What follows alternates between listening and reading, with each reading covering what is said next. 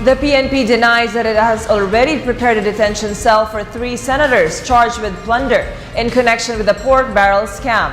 The denial followed a published report that once ordered arrested, the 3 Solons will be detained at a refurbished bungalow inside Camp Crame. The full story from Alvin Baltasar. Office of the Chief PNP spokesman, Senior Superintendent Wilben Mayor, today made some clarification about the news that came out, which says that the 3 senators jailed inside Camp Crame has been prepared already by the PNP. Mayor stressed that he did not mention the name of the 3 senators accused in the pork barrel scam, as well as the alleged bungalow being constructed for the 3 lawmakers. Mayor added that he likewise did not discuss of any preparation for the accused lawmakers, saying that in the first place, the court is yet to issue an arrest warrant. Wala po akong na-mention na pangalan kay sino man, kay senador o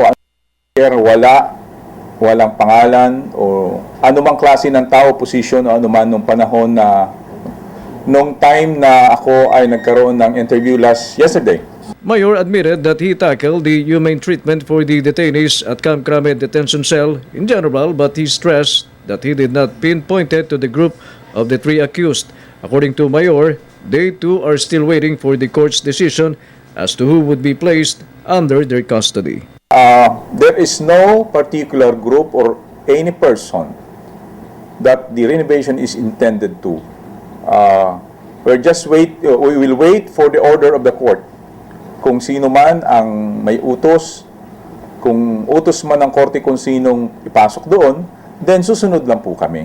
The official likewise pointed out that at present, it is not only the custodial center that is undergoing rehabilitation, but other facilities in Camp Crame as well, like the PNP Crime Lab and the gymnasium.